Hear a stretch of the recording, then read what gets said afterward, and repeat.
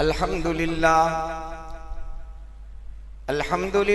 वहदहु वस्सलातु वस्सलामु अला मन ला नबिय्य बअदा। अम्मा बादु फ़अऊज़ु बिल्लाहि मिनश शैतानिर रजीम। बिस्मिल्लाहिर रहमानिर रहीम। इन्नल्लज़ीना क़ालू रब्बुनल्लाह सुम्मा इस्तक़ामू ततनज़्ज़लु अलैहिमुल मलाइकतु अल्ला तख़ाफ़ू वला तहज़नू व अबशिरू बिल जन्नति अल्लती कुन्तुम तुअदून। नहनु औलियाउकुम फिल हयातिद दुनिया व फिल आखिरह वलकुम फीहा मा तश्तही अनफुसुकुम वलकुम फीहा मा तद्दऊन। नुज़ुलन मिन गफूरिर रहीम। व नबी हुरैरा रज़ियल्लाहु तआला अन्हु क़ाल क़ाल रसूलुल्लाहि सल्लल्लाहु अलैहि वसल्लम कम मिन साइमिन लैसा लहू मिन सियामिही इल्ला ज़म्उ व कम मिन क़ाइमिन लैसा लहू मिन क़ियामिही इल्ला सहरु औ कमा क़ाल रसूलुल्लाहि सल्लल्लाहु अलैहि वसल्लम। सदक़ल्लाहु मौलानल अज़ीम व सदक़ रसूलुहुन नबियुल उम्मियुल करीम व नहनु अला ज़ालिका लमिनश शाहिदीन वश्शाकिरीन वल्हम्दुलिल्लाहि रब्बिल आलमीन। दुरूद शरीफ पढ़ लो। अल्लाहुम्मा सल्लि अला मुहम्मदिन कुल्लमा ज़करहु ज़ाकिरून व सल्लि अला मुहम्मदिन कुल्लमा गफ़ला अन ज़िक्रिहिल गाफ़िलून। काबिल एहतराम हज़रात, सामिईन किराम, बुजुर्गों, अजीज़ों, दीनी भाइयों, पर्दा नशी दीनी माओ और बहनों, ये मादियत का दौर है। दुनिया का हर इंसान, छोटा बड़ा, अमीर गरीब, पढ़ा लिखा अनपढ़, देहात और शहर का रहने वाला, चीजों की तरफ दौड़ रहा है। ये तो अल्लाह का फजल है कि रमजान मिला तो अमल की तरफ हम लोग आ गए, वरना रमजान से पहले मेरे और आपका हाल क्या था हम सब जानते हैं। बल्कि बाज रमजान के चांद तक है ना, रमजान का चांद नजर आया ना तो कि अभी काम पटा दूं मैं। हम में से बहुत सारे ऐसे थे, चांद नजर आ गया, ऐलान हो गया मगरिब के बाद कि भाई चांद होके रहे, तरह की तैयारी करो, तो यूं कह रहा था अभी मैं काम पटा दूं। मादियत का दौर है और जिसको जो मिला है वो इसकी कोशिश में है कि हाथ से छूट न जाए, बल्कि ये कोशिश में है ये भले रहा और भी मिल जाए। अगर मेरे और आपके पास 1000 रुपये हैं तो हम 2000 की कोशिश करते हैं, 10 है तो 20 की कोशिश करते हैं। बल्कि आज तो एक ट्रेड कहते हैं ना चला है, एक के डबल, और अच्छे अच्छे फंस जाते हैं और डबल होते भी हैं। फिर ऐसा होता है जो आए थे वो भी चले जाते हैं, अपनी कैपिटल भी चली जाती है, मूड़ी है ना मूड़ी, वो भी गई।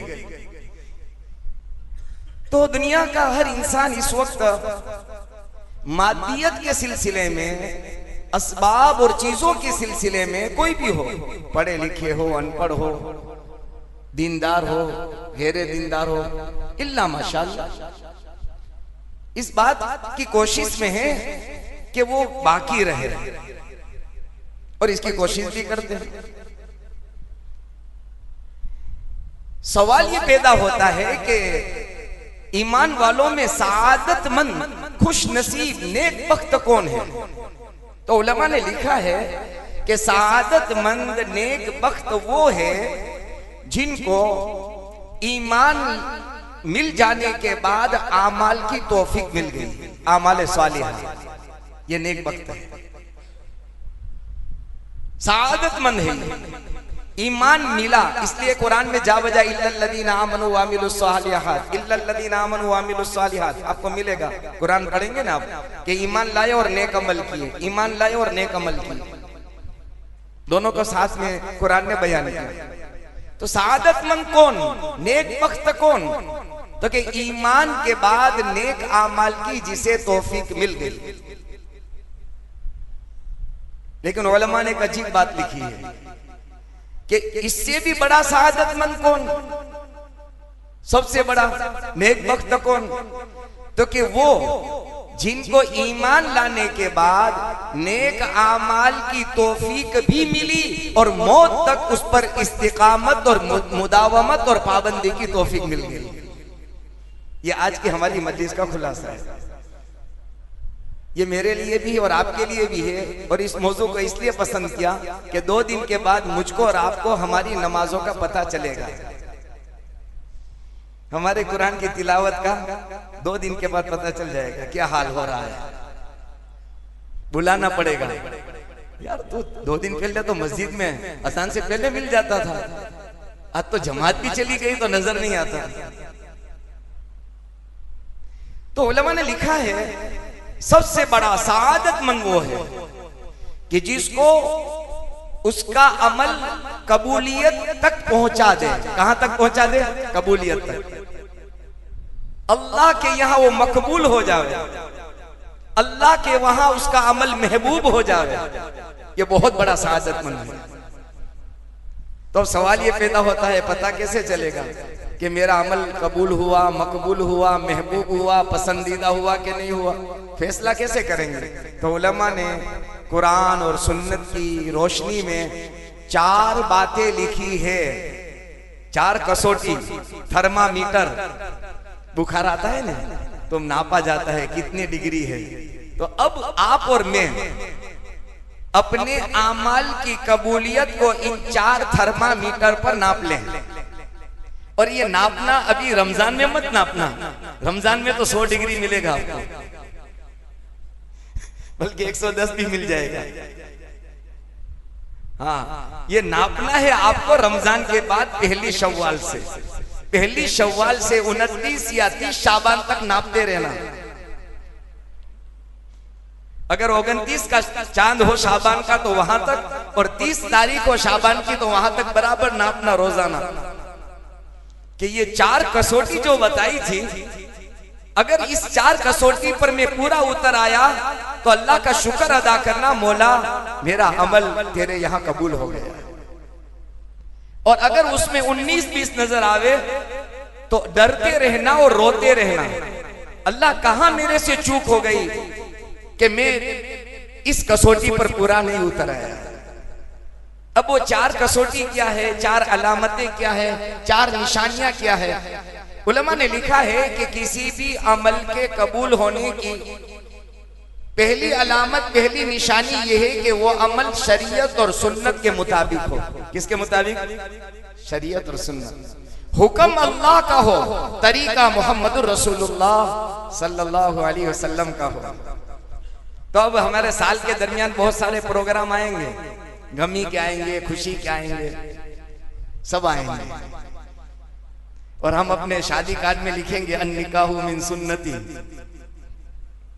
कि नबी का तरीका पूरा कर रहा हूं। ये जो मैं करने जा रहा हूं नबी का तरीका इख्तियार कर रहा हूं।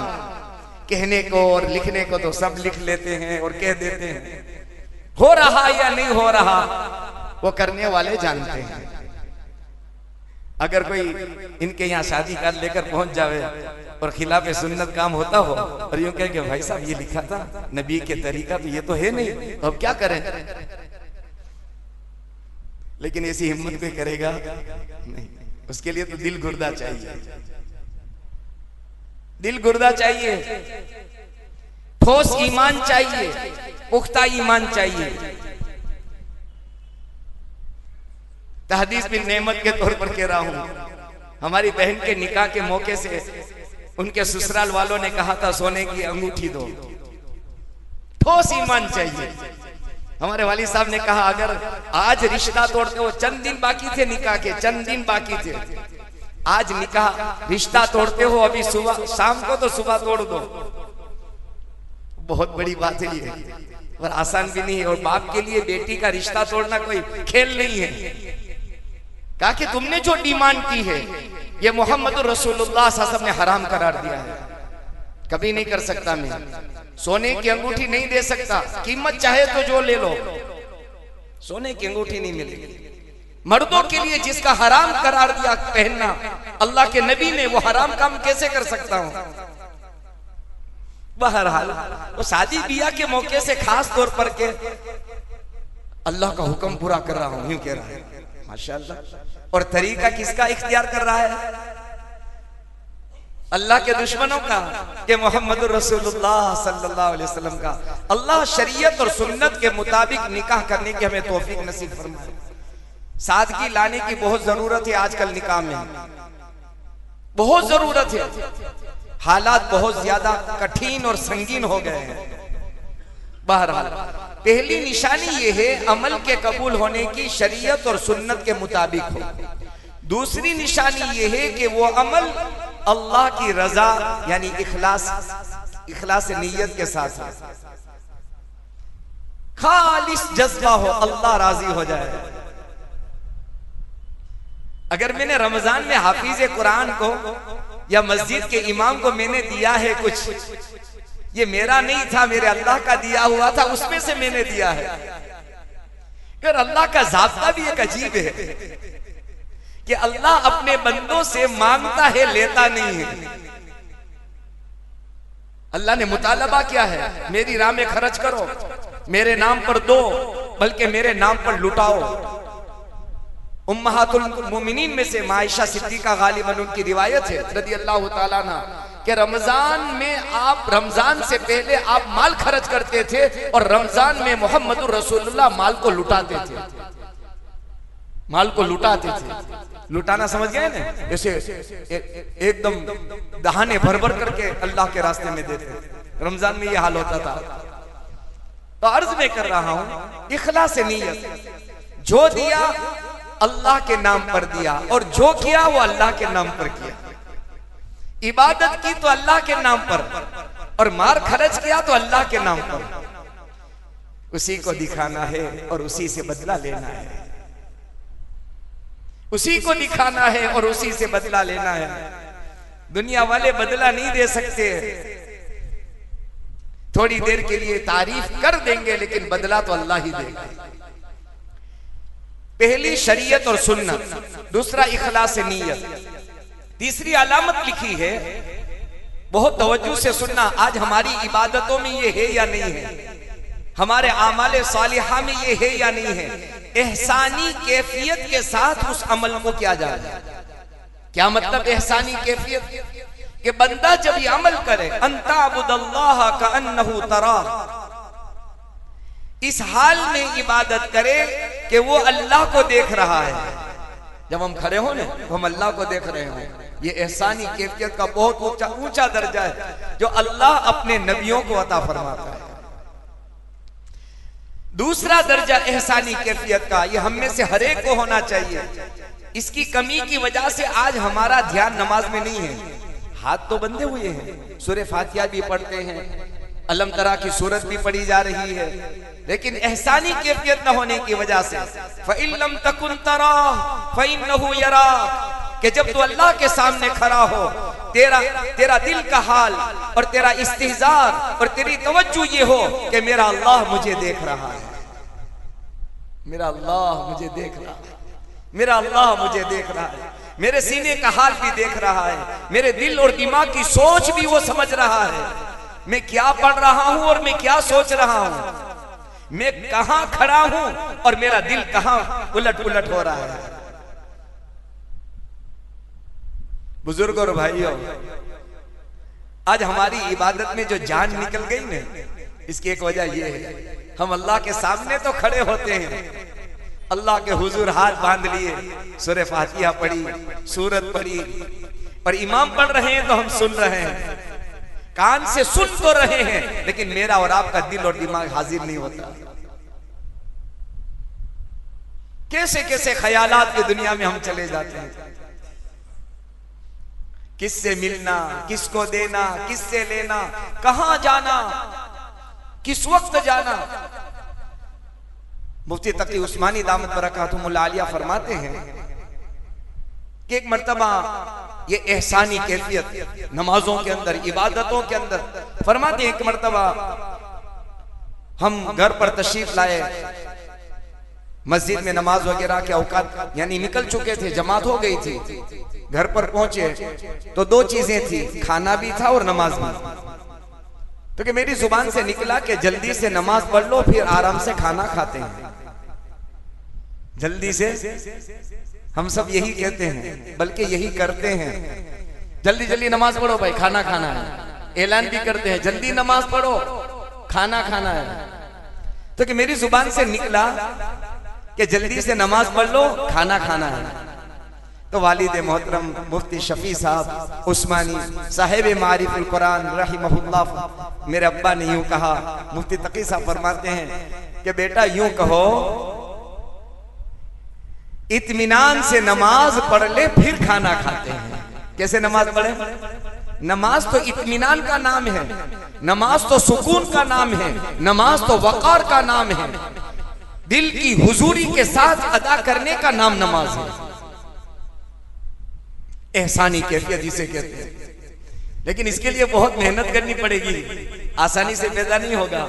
शाह अब्दुल कादिर या शाह अब्दुल रहीम रायपुरी रहमतुल्लाहि अलैह के खादिमों में से किसी खादिम का मैंने एक मकोला पढ़ा। कहा कि आप कितने साल रहे? तो एक जमाना बना मैं खिदमत के लिए रहा। तो क्या आपके जिम्मे क्या खिदमत थी? जब हमारे साथी वहां जाते थे मरकज निजामुद्दीन 2 माह की तरतीब में, तो मुझे पता है जब वो टॉयलेट वगैरह की सफाई उनके जिम्मे होती थी तो कहते थे वहां हमको जिम्मेदारी दी, यानी फख्र महसूस करते थे कि ऐसी, यानी उसको शर्म महसूस नहीं करते थे। तो शाह अब्दुल कादिर रायपुरी रहमतुल्लाह अलैह के खादिम से पूछा आपकी जिम्मेदारी क्या थी? तो कि उस जमाने के अंदर टॉयलेट वो कच्चे थे, नीचे डिब्बे रखते थे, फिर वो आते थे उठाने वाले जिसको भंगी कहते हैं, वो ले जाते थे। कहा कि मेरी जिम्मेदारी ये थी कि उस कच्चे टॉयलेट के नीचे रखे हुए डिब्बे सुबह उठाना और जंगल में जाकर फेंकना, ये मेरी जिम्मेदारी थी। साल हाँ साल मैंने ये जिम्मेदारी निभाई, हजरत की खिदमत में रहा। तो कि इसके बदले में तुझे अपने आमाल वाली जिंदगी में क्या मिला? तो उस खादिम का जुमला सुनो, उसने कहा कि इस खिदमत के बदले में मुझे सुन्नत के मुताबिक नमाज पढ़ना अल्लाह ने सिखा दिया। इतनी मेहनत के बाद सुन्नत के मुताबिक नमाज। बहरहाल ये 4 निशानियां लिखी है। पहली शरीयत और सुन्नत, इखलास नीयत, एहसानी कैफियत, और आखिरी निशानी जो है उसका इम्तिहान हमारा पहली शव्वाल से शुरू होने वाला है। चौथी निशानी लिखी है कबूलियत आमाल की, कि रमजान के हमारे कुरान के खत्म, रमजान में हमारे नवाफिल, रमजान के हमारे फराइज, रमजान की हमारी तरावी, रमजान के हमारे सदकात और खैरात और जिक्रुल्लाह बारगाहे इलाही में कबूल हुए नहीं हुए। तो चौथी निशानी उलमा ने लिखी है कि इन आमाल को रमजान के बाद कर रहा है, जिसको कहते हैं मुदावमत और इस्तिकामत। अगर पाबंदी से हो रहा है तो अल्लाह का शुक्र अदा करे और अल्लाह का शुक्र बजा लाए, मेरे मौला रमजान का मेरा अमल तूने कबूल कर लिया कि रमजान में शव्वाल से लेकर शाबान तक ये अमल करता रहा। मैं ये नापने की जरूरत है।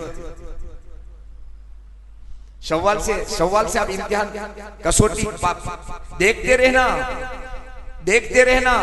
अगर इसमें 19-20 कमी बेशी नजर आए तो रोते रहना, आंसू बहाना। 29-30 दिन भूखा रहा, प्यासा रहा। मेरी नमाजों का हाल ये था कि मेरे नवाफिल नहीं छूटते थे। तिलावत कुरान का हाल ये था कि जब भी मैं मस्जिद में फर्ज अदा करने के लिए जाता था अल्लाह का कुरान उठा लेता था। क्या हुआ? हफ्ता गुजर गया, मैं अल्लाह के कुरान को देखने से महरूम हो गया। पढ़ने की बात तो बहुत दूर की, देखने से महरूम हो गया।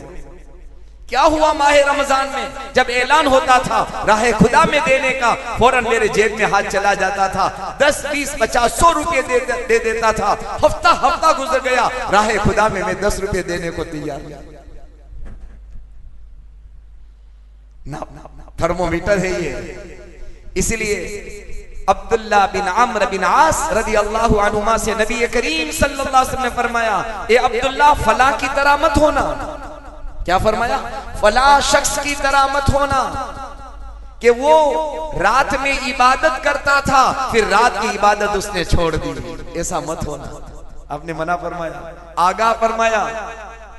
गोया अल्लाह के हबीब हमें भी कह रहे हैं, ए मेरे मानने वालों, चाहने वालों, मोहब्बत करने वालों और मेरी मोहब्बत का दम भरने वालों, रमजान में दुरूद पाक पढ़ा करते थे, रमजान के बाद दुरूद पाक पढ़ना भूल न जाए। तुम्हारा तोहफा आता था, मैं गुंबद खजरा में राजी होता था, खुश होता था।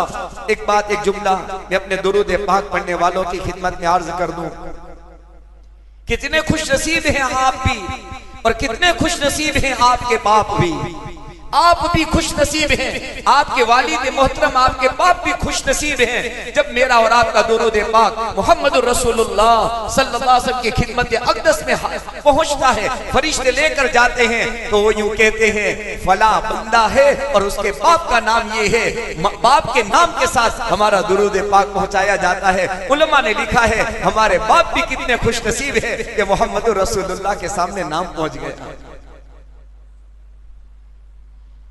आदत डालें, दुरूद पाक की आदत डालें। मसाइल का हल उलमा ने लिखा है। सख्त से सख्त हालात में अल्लाह दस्तगीरी करेगा, क्यों ना करेगा।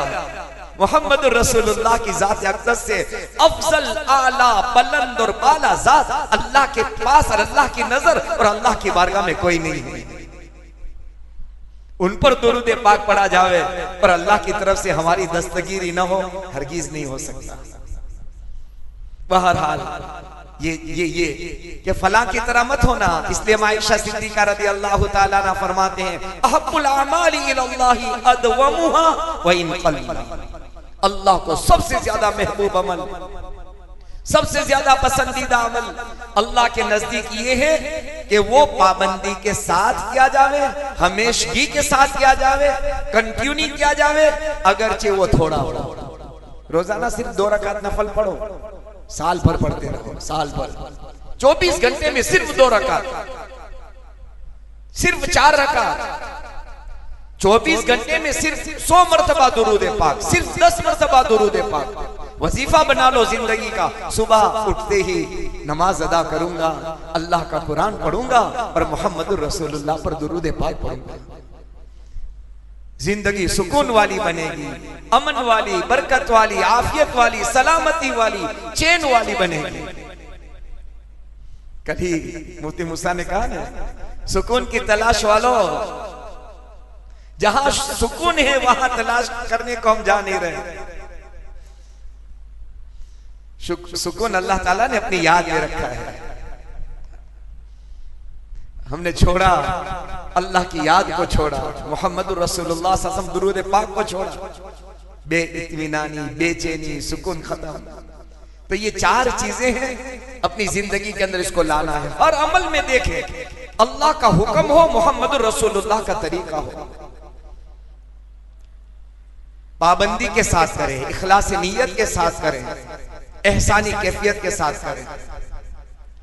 अब इसको बाकी रखने के लिए उलमा ने 3 अमल बताए, वो आपकी खिदमत में अर्ज कर रहे हैं कि इसको मुदावमत और इस्तिकामत के लिए क्या किया जाए, पाबंदी के लिए क्या किया जाए। तो सबसे पहला अमल है दुआ। क्या है बोलो? दुआ। उसी से मांगना है और वही तौफीक देगा। दुआ मांगना है उससे। और बेहतरीन दुआ आज ही दोपहर में बताई हजरत मेमुना की रिवायत किसकी थी? रब्बना ला तुज़िग़ क़ुलूबना। हाँ, अल्लाह के हबीब ये दुआ करते थे। ये दुआ मांगनी है, दुआ सीख लो, ये बड़ी जामे दुआ है। बल्कि मुफ्ती अहमद साहब खानपुरी दामत बरकातुहुल आलिया ने तो अभी जो 3 बातें बताई, एक इहदिनस सिरातल मुस्तकीम सिरातल लज़ीना अनअमता अलैहिम गैरिल मग़दूबि अलैहिम वलद्दाल्लीन, एक ये दुआ मांगो। और एक ये दुआ, रब्बना ला तुज़िग़ क़ुलूबना बाद इज़ हदैतना व हब लना मिन लदुनका रहमा इन्नका अंतल वहाब। ए अल्लाह, हमारे दिलों को हिदायत मिल जाने के बाद फिर टेढ़ा मत कर देना।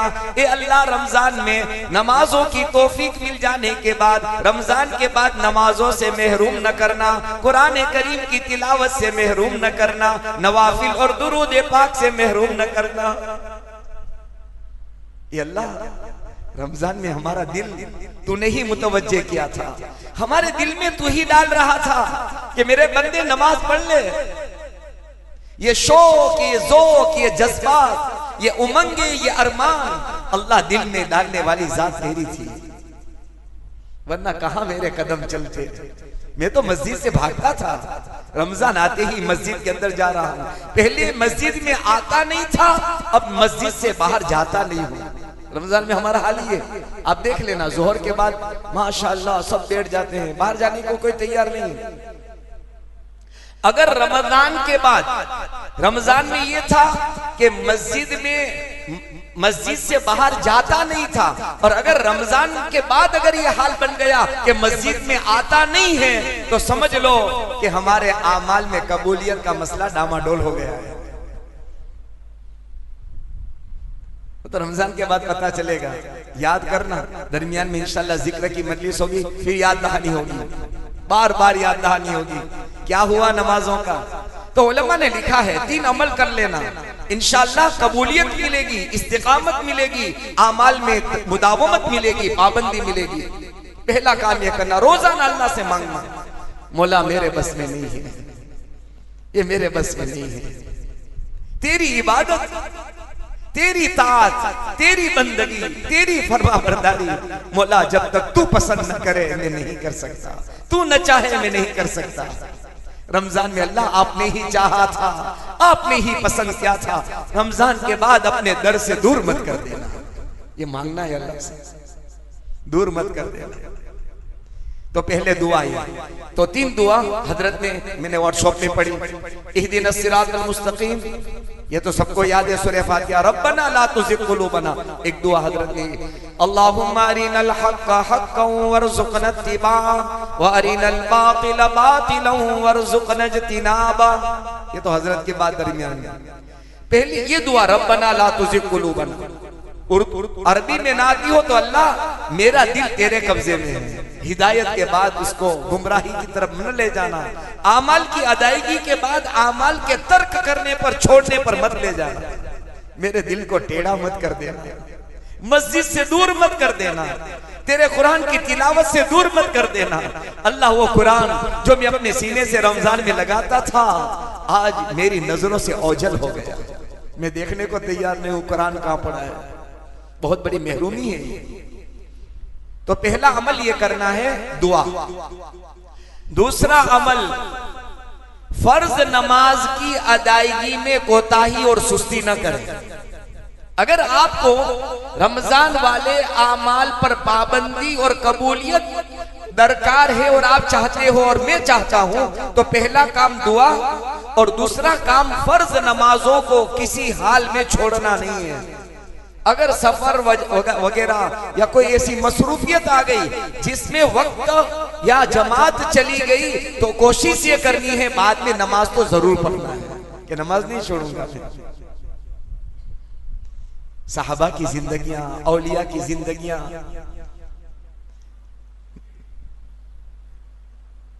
अल्लाह अकबर कबीरा। मोइनुद्दीन चिश्ती अजमेरी रहमतुल्लाह अलैह के हालात जिंदगी में लिखा है, बड़े बड़े जादूगरों से मुकाबला हुआ तो अपने मुरीदीन से कहा मुसल्ला ले आओ। मेरी ताकत 2 ही चीजें थी, एक लोटा और एक मुसल्ला, और यही लेकर चले थे संजर से कि ये लोटा और ये मुसल्ला ये मेरी ताकत है, और ये मेरी ताकत नहीं है, इसके जरिए से मैं अल्लाह की ताकत को अपने शामिल हाल करता हूं। अल्लाह की ताकत मेरे साथ हो जाएगी, अल्लाह की मदद मेरे साथ हो जाएगी, अल्लाह की नुसरत मेरे साथ हो जाएगी। मुसल्ला है और मैंने सजदे में सर रख दिया, मेरा मौला मेरा रब अपनी मदद उतार देगा। तो पहली बात दुआ करना, और दूसरी बात फर्ज नमाजों की अदायगी में कोताही न करे। जब बंदा फर्ज नमाज पढ़ता है तो अल्लाह ताला उससे सुन्नत और नफल नमाज पढ़ने की तौफीक अता फरमाते हैं। हाँ, फर्ज नमाज अदा करता है तो, फर्ज छोड़ता है तो फिर तो क्या रहा, कुछ नहीं रहा जिंदगी में। अल्लाह का इतना बड़ा हुक्म अगर फर्ज जिंदगी से निकल गया तो कुछ नहीं रहा। नमाजों में बड़ी सुस्ती है हमारी, बड़ी कोताहियां हैं हमारी, कई वक्त की नमाजें हमारी कज़ा हो रही है, नागा हो रही है, जमातें छूट रही है। छोटे छोटे बहानों से, छोटे छोटे उज़र से। साहबा की जिंदगी हमारे सामने नमूना है, कभी किसी हाल में। और सबसे बड़ा नमूना वह मोहम्मदुर रसूलुल्लाह सल्लल्लाहु अलैहि वसल्लम की ज़ात अक़दस का है। नवाफिल में आपकी नमाज का हाल यह था कि आपके पांव मुबारक में वरम आ जाता था। उलमा ने लिखा है अल्लाह के नबी सल्लल्लाहु अलैहि वसल्लम, अभी हमने ये तालीम में मौलाना अहमद साहब टंकारवी की किताब में पढ़ा, अभी तालीम हो रही है। अल्लाह के नबी ने अपनी जिंदगी का आखिरी अमल जो देखा, सहाबा का देखा, फजर की नमाज के वक्त आपने अपने हुजरे मुबारक मां आयशा रज़ी अल्लाह तआला अन्हा के हुजरा में आप तशरीफ फरमा थे, कहा पर्दा हटाओ। पर्दा हटाया तो देखा कि सहाबा किराम फजर की नमाज में सफों में खड़े हैं। आप मुस्कुराए, नमाज की हालत में देखा, आप मुस्कुराए। इतना ही नहीं, उम्मे सलमा गालिबन रज़ी अल्लाह तआला अन्हा की रिवायत है, जब आखिरी लफ्ज आपकी जुबान मुबारक से निकले, समझ में नहीं आ रहे थे, मैंने अपना कान आपके होठ मुबारक की तरफ किया तो मैंने क्या सुना, अल्लाह के हबीब यूं फरमा रहे हैं, अस्सला अस्सला अस्सला व मा मलकत ऐमानुकुम। ए मेरे मानने वालों, मैं नमाज छोड़ के जा रहा हूं। जिंदगी के आखिरी लफ्ज नमाज के हो, जिंदगी में आखिरी दीदार नमाज की हालत का हो। ये मैं अपने साहबा को देखना चाहता हूं, नमाज की हालत में सफों को देखा, मुस्कुराया। इतना बड़ा अल्लाह का हुक्म आज उम्मत इज्तिमाई तौर पर छोड़ रही है। इज्तिमाई तौर पर महल्ले के महल्ले एक साथ अल्लाह का हुक्म तोड़ रहे हैं, मर्द भी तोड़ रहे हैं और मर्दों से ज्यादा औरतें तोड़ रही हैं। हमारे यहाँ मस्तूरात और औरतों के नमाज का रिवाज खत्म हो गया, रिवाज खत्म हो गया। और इसके जिम्मेदार हम हैं, याद रखना। जैसे वो खाना बनाने और खिलाने की जिम्मेदार है मेरी और आपकी, हम उनकी नमाजों की निगरानी के हम जिम्मेदार हैं। जैसे घर जाकर पूछते हैं खाना बन गया, हो गया, तैयार हो गया, इसके जिम्मेदार हैं कि घर वालों ने नमाज पढ़ ली कि नहीं पढ़ी। अगर इस जिम्मेदारी को पूरा न किया, मैदान कयामत में अल्लाह के सामने जवाब देना पड़ेगा और बहुत बड़ा मसला खड़ा हो जाएगा हमारे लिए, बहुत बड़ा मसला खड़ा हो जाएगा, जवाब देना मुश्किल हो जाएगा। घर पर आवाज दे दे सिर्फ नमाज का वक्त हो गया, आप नमाज पढ़ लो, कम से कम इतना जुमला कहने से अल्लाह के यहाँ, अल्लाह के सामने जवाबदेही से कोई हल्कापन और आसानी पैदा हो सकती है। इतना बोलने से कि मैं अल्लाह मेरे बस में इतना था, घर से मैं जब नमाज के लिए निकला मैंने आवाज दे दी थी कि नमाज पढ़ लेना। अगर इतना भी नहीं कहा, घर में आग लगती है तो घर का मर्द चैन से नहीं बैठता। बेनमाज़ें छोड़कर हम अपने घरों के अंदर बेदीनी की आग लगा रहे हैं, ये बेदीनी की आग है। और ज्यादा हम खुशफहमी में मुब्तला न हो, कहीं हमारे घर की बेदीनी और घर की बेनमाजी का हाल हमारे अपनी जात पर कहीं मुसल्लत न हो जाए। ऐसा देखा गया है, जब घर के अंदर नमाज का माहौल नहीं होता है, जब मस्तूरात नमाज नहीं पढ़ती है, वक्त होता है तो मर्द भी उसी के साथ नमाज को नागा करता है, कज़ा करता है, बर्बाद करता है, छोड़ देता है। न मर्द इसकी फिक्र करता है न औरतें इसकी फिक्र करती है। और जिन घरों के अंदर नमाजों की आदत है तो फौरन माँ कहती है बच्चे से, बेटा नमाज का टाइम हो गया, नमाज पढ़ क्या, नमाज पढ़ क्या। और नेक माएं कहती है। तो बहरहाल पहला काम है दुआ करना, दूसरा काम है फर्ज नमाजों की अदायगी में पाबंदी करना। अगर ये अमाल अल्लाह के यहाँ कबूल करवाने हैं तो, और मकबूलियत की निशानी देखनी है तो, और अगर ये नहीं है तो फिर खून के आंसू रोने के अलावा कुछ नहीं मिलेगा। तीसरा अमल लिखा है कि जिसके करने से इंशाअल्लाह सुम्मा इंशाअल्लाह वो अमाल जो हम रमजान में करते थे, नमाज, रोजा भी कह रहा हूं, रोजा हमने सिर्फ रमजान के लिए कर लिया। अल्लाह के नबी मोहम्मद रसूलुल्लाह सल्लल्लाहु अलैहि वसल्लम की हयात मुबारका, आपकी पाकीज़ा जिंदगी, आप देखें कि अल्लाह के नबी ने रोजे कितने रखे अपनी हयात में, अपनी जिंदगी में कितने रोजे रखे। कोई महीना आपका ऐसा नहीं गुजरता था जिसमें आप रोजे से न हो। पीर और जुमेरात का रोजा, अय्याम 20 का रोजा, और उसके अलावा जो यानी जिलहिज्जा के रोजे, मुहर्रमुल हराम के रोजे, और फिर जब रजब और शाबान आता था तो मोहम्मद रसूलुल्लाह सल्लल्लाहु अलैहि वसल्लम लगातार बेदर पे रोजे रखते थे। अगर दरमियान में रोजे रखे, कभी पीर के दिन का रख लो, कभी जुमेरात का रख लो, महीने में एक रख लो, एक रोजे से शुरुआत करो कि इंशाल्लाह सव्वाल में तो 6 रोजे इंशाल्लाह अल्लाह हम सबको तौफीक अता फरमाए। सव्वाल के 6 रोजे रखने ताकि पूरे साल रोजा रखने का सवाब मिल जाए। फिर सव्वाल के बाद के महीने, फिर वो तो अरफा का दिन आएगा, उसमें रोजा रखना है। महीने में कम से कम एक रोजे की इंशाल्लाह नियत करो कि एक रोजा जरूर रखो, कोई मुश्किल नहीं है। बहरहाल दूसरा काम जो मैंने फर्ज नमाजों का कहा, नमाजों के साथ साथ हमारे रोजे हों, कुरान की तिलावत हो, दुरूद पाक की कसरत हो। जुमा का दिन आवे तो मोहम्मद रसूलुल्लाह सल्लल्लाहु अलैहि वसल्लम पर दुरूद पाक याद आ जाए। क्या जुमा का दिन है, मेरे नबी ने फरमाया जुमा के दिन बहुत दुरूद पाक पढ़ो मुझ पर। तीसरा काम जो करना है जिससे ये आमाल बाकी रहेंगे, आमाल पर पाबंदी रहेगी, इस्तिकामत रहेगी, उलमा ने लिखा है अच्छी सोहबत इख्तियार करो। सोहबत का बहुत बड़ा असर पड़ेगा। शव्वाल से अगर बेनमाजियों के साथ बैठना शुरू कर दिया तो ये मुझको और आपको तर्क नमाज की तरफ ये ले जाएगा। सोहबत सालिहीन, नेक लोगों की सोहबत इख्तियार करने से अल्लाह आमाल की पाबंदी नसीब फरमाते हैं। सोहबत सालेह तुरा सालेह कुनत, सोहबत ताले तुरा ताले कुनत। अच्छी सोहबत मुझको और आपको अच्छा बना देगी।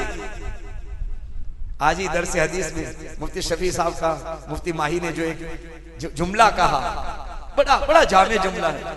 फरमाते हैं हम ये सोचते हैं कि नेक लोगों की सोहबत, तो हम सोचते हैं कि पूरे जूनागढ़ में नेक लोग कहाँ मिलेंगे, तलाश करते हैं। सुलेमानी में जावे, ढाल पर जावे, लाल बख्त में जावे, दानापीठ में, कौन सी मस्जिद में जावे जहाँ नेक आदमी मिलेगा। फिर आदमी के तो जूनागढ़ में नहीं है, चलो आसपास की बस्ती में देखो। अजीब जुमला मुफ्ती शफी साहब का दरस हदीस में इन्होंने बताया, मैं पहली मर्तबा मैंने सुना। मुफ्ती शफी साहब रहमतुल्लाह अलैह फरमाते हैं कि सोहबत सालिहीन, नेक लोगों की सोहबत का मतलब ये नहीं है कि वो हाजी हो, नमाजी हो, सखी हो, अल्लाह वाला हो, अल्लाह अल्लाह करता हो, तस्बीह पढ़, ऐसा नहीं है। नेक आदमी से मतलब ये है पाबंदी से नमाज पढ़ने वाला, पाबंदी से अजान देने वाला, पाबंदी से कुरान करीम की तिलावत करने वाला, पाबंदी से अल्लाह के अहकामात को पूरा करने वाला अल्लाह की नजर में नेक है। ये उनके पास जाकर बैठ जाओ, मस्जिद के इमाम के पास जाकर 10 मिनट बैठ जाओ, 5 मिनट बैठ जाओ। मुला मैं तो वक्त पर नहीं आता, लेकिन ये तेरा बंदा पाबंदी से नबी के मुसल्ले पर रोजाना खड़ा हो जाता है। उनके पास 5 मिनट बैठ गए, कुछ नहीं, खैर खबर ले ली, दुआ सलाम कर ली। अल्लाह की रहमतें मुतवज्जे होती है, नेक लोगों के पास अल्लाह की रहमतें उतरती।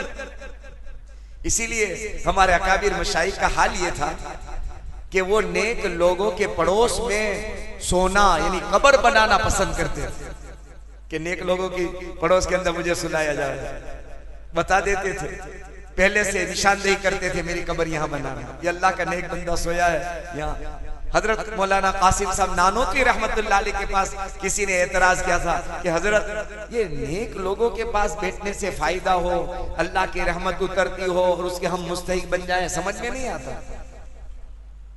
क्या फायदा, हम तो अच्छे नहीं हैं, नेक लोगों के पास बैठेंगे तो अल्लाह की रहमतें मुझे भी मिलेगी, बरकतें, ये कैसे, समझ में नहीं आता। मौलाना कासिम साहब नानोती रहमतुल्लाह अलैह ने उस वक्त जवाब नहीं दिया, कहा कि मेरी मजलिस में जब मजलिस होती है उस वक्त आना, इंशाल्लाह बता दूंगा। मजलिस हुई, वो आए। उस जमाने के अंदर ये इलेक्ट्रिक पंखे और फैन नहीं थे, उस जमाने में हाथ के पंखे थे। अभी तक सन 2001 तक सहारनपुर के मदरसे में बोर्डिंग के अंदर पंखे नहीं थे 2001 तक। हम और मौलाना इब्राहिम साहब गए थे, हमने ऊपर देखा तो एक भी पंखा नहीं। तो हमने साथी से पूछा पंखा तो नहीं है इसमें, तो यहाँ पंखे नहीं होते, पंखे के बगैर नींद कैसे आवे, क्योंकि यहाँ पंखे में सोकर गए थे और वहां बगैर पंखे गए। तो कहा कि भाई अगर आपको पंखा चाहिए तो एक एप्लीकेशन, एक दरख्वास्त लिखेंगे आप दफ्तर ऑफिस में, और वहां से आपको परमिशन मिलेगी, तो फिर आप अपना छोटा यानी पोर्टेबल ये फैन रख सकते हैं और वो टाइम पर चालू होगा और बंद होगा। मेन स्विच वहां ऑफिस में है, वहां से चालू और बंद होगा, तो आप यहाँ प्लग में लगा दें। यानी कि ये पापड़ बेलने से तो बहुत मुश्किल काम है, कोई पंखा रखता नहीं, हम कहाँ रखेंगे। बल्कि इससे आगे फिर जब मेरा पढ़ाने का पहला साल हुआ तो वो कच्चा फर्श, टाइल्स नहीं, कहीं टाइल्स नहीं, लादी कहीं नहीं, तो जहां बर्तन धुलते हैं ना वहां आप बर्तन धुलेंगे तो चिकास वगैरह हो जाएगी, तो वो चिकास हो जाती थी, साफ ना होवे। तो मैं ऑफिस में मैंने एप्लीकेशन लिख ली, दरखास्त कि भाई मैं वो पानी की चौकड़ी जो है यानी वॉश बेसिन, वहां मैं ये टाइल्स लगाना चाहता हूँ अपने खर्चे से। तो मुझे वहां से जवाब मिला कि हमारे मदरसे में टाइल्स लगाने की इजाजत नहीं है। ये इतनी सादगी थी। हजरत मौलाना शेख जकरिया साहब मुहाजिर मदनी नव्वरल्लाहु मरकदहू के जमाने के अंदर रंगून बर्मा से बहुत बड़ी रकम आई कि पूरे मदरसे के अंदर पंखे लगाओ, दरसगाह पढ़ने के यहाँ भी लगाओ और इकामा बोर्डिंग के अंदर भी लगाओ। उस जमाने में न बोर्डिंग में था न पढ़ने के अंदर, किसी दरस यानी पूरे मदरसे के किसी कमरे में एक भी पंखा नहीं था। बहुत बड़ी रकम आई बर्मा से। तो हजरत ने जवाब लिखा कि ये पैसे हम आपको वापस कर रहे हैं, आपको मुबारक हो। अगर हमने पंखे लगा दिए तो पढ़ने वाले बच्चे पढ़ेंगे नहीं, सो जाएंगे, वापस भेज दिए। उसके बाद एक लंबे जमाने के बाद पंखे आए तो सिर्फ यानी क्लास रूम में आए, जहां पढ़ाई होती वहां आए, इकामे में नहीं आए, बोर्डिंग में नहीं आए, 2001 में नहीं आए, 3-4 में जाकर फिर बोर्डिंग के अंदर पंखे लगे।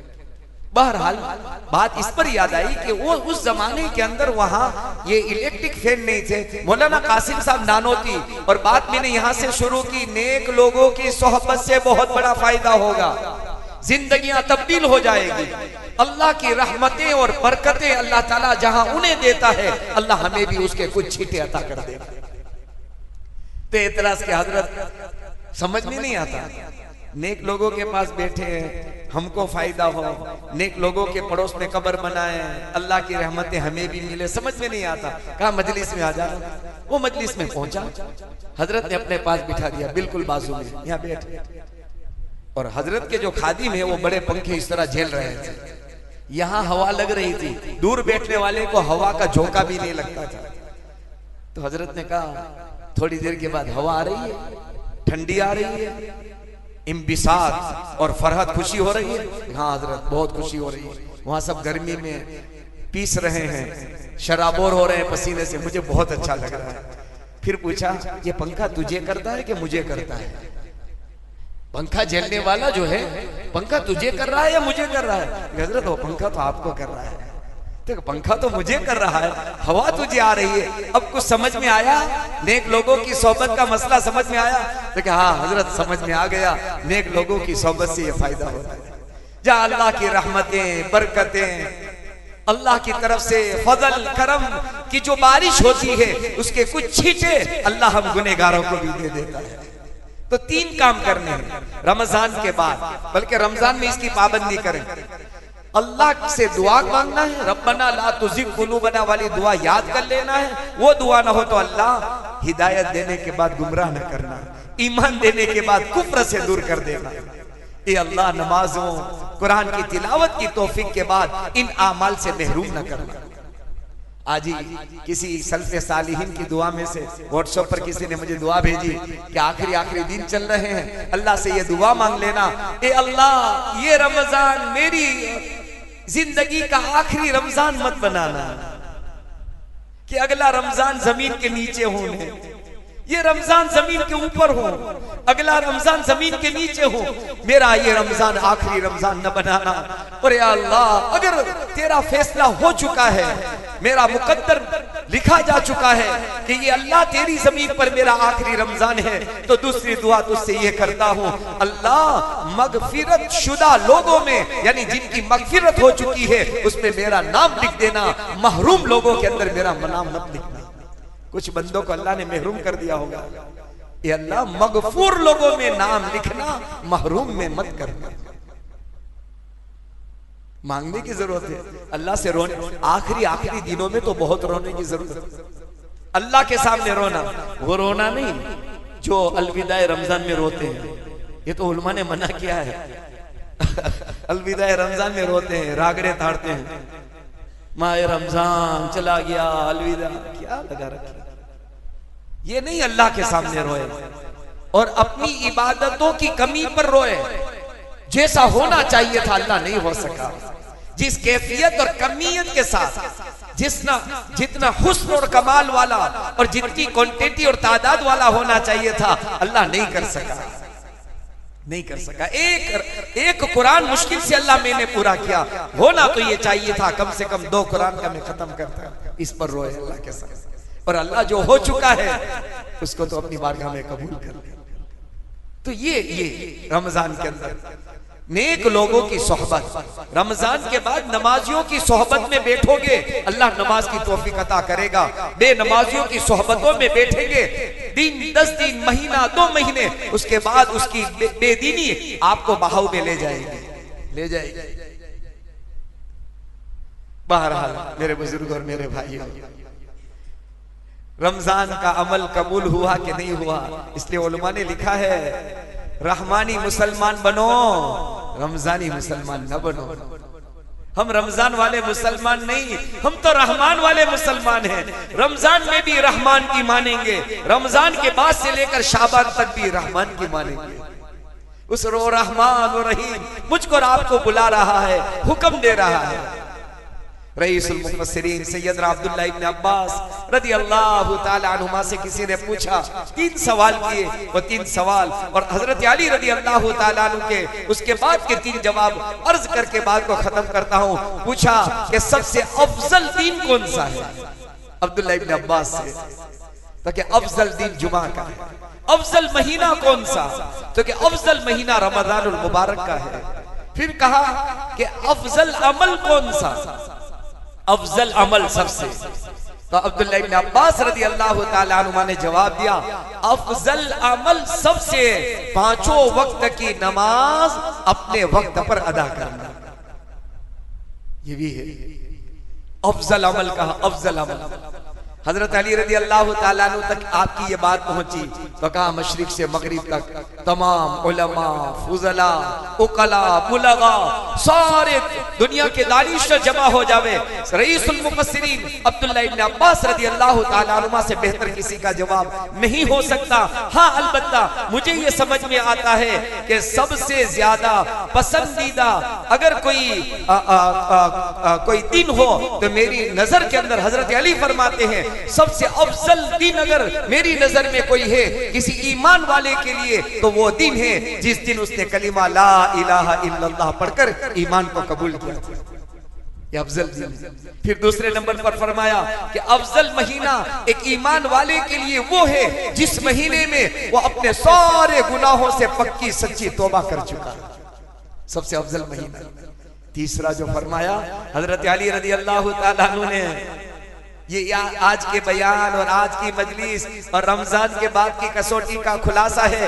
हजरत अली रदी अल्लाह ताला अन्हु ने फरमाया सबसे अमल, हजरत अब्दुल्लाह इब्न अब्बास ने फरमाया 5 वक्त की नमाज अपने वक्त पर अदा करना। हजरत अली फरमाते हैं सबसे अफजल अमल किसी ईमान वाले का ये है कि अल्लाह के यहाँ उसको कबूलियत मिल जाए। क्या मिल जाए? अब कबूलियत कैसे मिलेगी? तो कि रमजान के बाद से शाबानुल मुअज्जम की 29-30 तारीख तक अल्लाह के कुरान को नहीं छोड़ना, नमाजों को नहीं छोड़ना, सदका ज़कात को नहीं छोड़ना, इस तरह दुरूद पाक को नहीं छोड़ना, अपनी आमाल वाली जिंदगी को नहीं छोड़ना, ये कबूलियत वाला अमल है। इसके लिए मुझको और आपको क्या करना है? 3 अमल बताए, दुआ करना है, फर्ज नमाजों की पाबंदी करना है और नेक लोगों की सोहबत में अपने जिंदगी जिंदगी के औकात को गुजारना है। सबसे पहले मैं मोहताज हूँ, आप मोहताज हैं। पर्दा नशी मेरी दीनी माँ और बहनों, आपसे भी गुजारिश है, अल्लाह से खूब दुआ करते रहें और अल्लाह के सामने आजिजी करते रहें, अल्लाह के सामने मांगते रहें। हमारे एक मोहसिन करम फरमा साउथ अफ्रीका डरबन में, जब भी हम दुआ सलाम करते तो फौरन यूं कहते, अपने घर की मस्तूरात से दुआओं की दरख्वास्त क्या करो, घर में रहकर बच्चों की तरबियत के साथ खाना बनाते बनाते थकी हारी जब ये अल्लाह की बंदी मुसल्ले पर बैठती है, अल्लाह से मांगती है, अल्लाह की रहमत जोश में आ जाती है। हम तो घर जाकर ऑर्डर कर देते हैं, दस्तरखान बिछाओ, खाना निकालो। पता नहीं सुबह से शाम तक उसने कितने पापड़ बेले और बच्चों ने कितना सताया और अपनी नमाजों को पूरा किया, अपने कुरान की तिलावत को पूरा किया, अपने सुबह शाम के महमूलात को पूरा किया, सारा टाइम एडजस्ट करके फिर इसने खाना बनाया और दस्तरखान पर रखा। थक कर फिर इसने जो हाथ उठाए, अल्लाह की रहमत जोश में आ गई। आपसे गुजारिश है कि अपनी घर की मस्तूरात को भी दीनदार बनाने की कोशिश करें।